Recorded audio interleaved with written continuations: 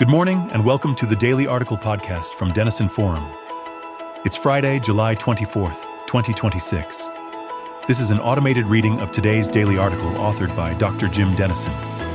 Today's article is titled, What Many People Don't Know About the Odyssey.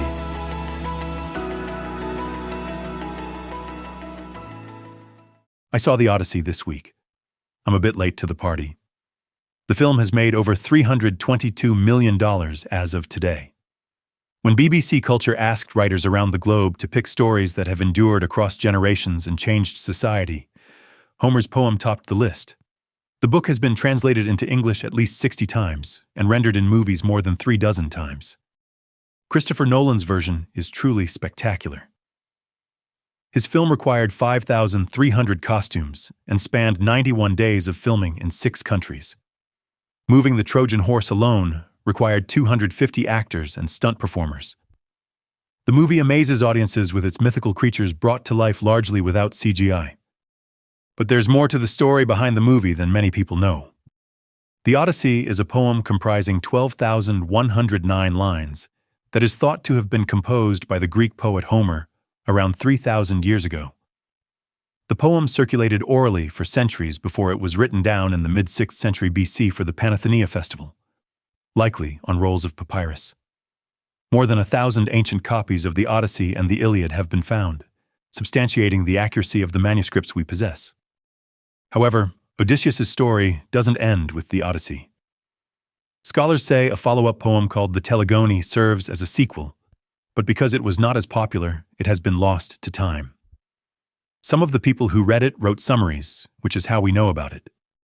The events in the Odyssey actually occurred in the 12th century BC, 5 centuries before the poem began to be shared. As a result, even its first audience had no way to know if what they were reading or hearing was historically accurate. This would be like reading a story today set during the reign of Henry VIII and possessing no way to verify what we read.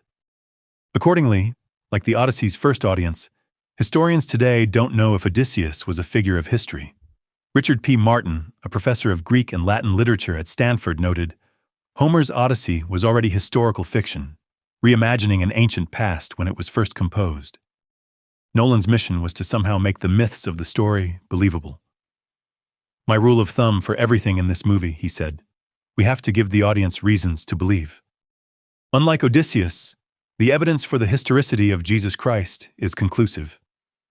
Our earliest New Testament manuscripts are centuries closer to his time than manuscripts of the Odyssey are to the time of its hero. But we also have first-century references to Jesus' life, death, and resurrection from Tacitus, Suetonius, Mara bar Seraphion, Josephus, and others. Here's where the Odyssey and the Bible agree. Both portray a world in which morality has consequences.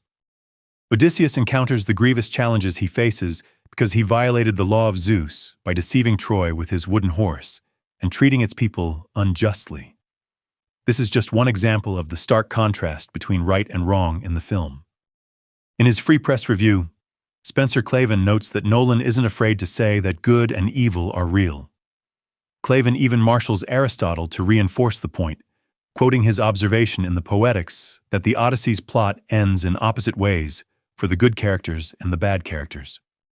This is a narrative our culture desperately needs to embrace again. According to a new Gallup poll, 36% of Americans say economic problems are our nation's greatest problem, followed by the government, poor leadership at 26%. Despite daily news demonstrating the destructive consequences of immorality, only 6% think ethics, moral, religious, family decline is our nation's biggest challenge. Here's why. In our secularized post-truth culture, right and wrong are matters of opinion. Most of the digital news we consume is filtered algorithmically through perspectives and biases with which we agree, which is why we consult the sources we do. Our opinions shape our view of their opinions, which shape our opinions. And the echo chambers that divided us from each other get louder by the year. We can try harder to be good, but the fallen nature that leads us to do evil remains. The Lord asked his people, can the Ethiopian change his skin or the leopard his spots? Then also you can do good who are accustomed to do evil. As Dr. Ryan Denison notes in his review of the Odyssey, Even the best versions of who we are capable of being will fall short of the people God has created and called us to be. Throughout the movie, Odysseus grieves that he is unable through his own efforts to be the man he seeks to be. By contrast, as today's reading in Oswald Chambers' My Utmost for His Highest reports, the characteristic of a disciple is not that he does good things, but that he is good in motive because he has been made good by the supernatural grace of God. Chambers adds, "No man can make himself pure by obeying laws." Jesus Christ does not give us rules and regulations. His teachings are truths that can only be interpreted by the disposition he puts in. As Rick Warren explains, Christlikeness is not produced by imitation, but by inhabitation.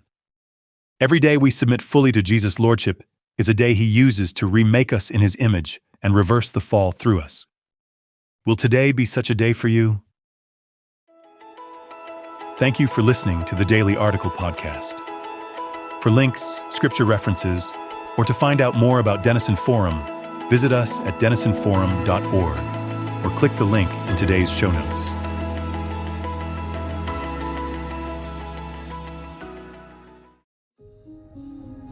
There's a lot happening right now, and this moment matters more than it may seem.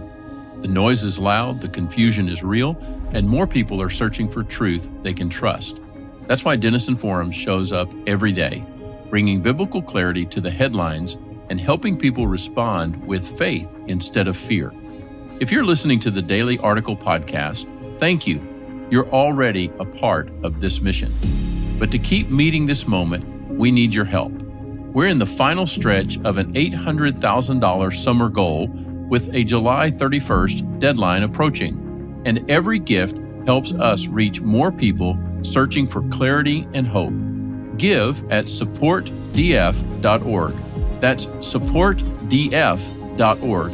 Find a link to give in today's podcast episode notes, because when you give in this final stretch, you help ensure truth reaches people who need it most while there's still time.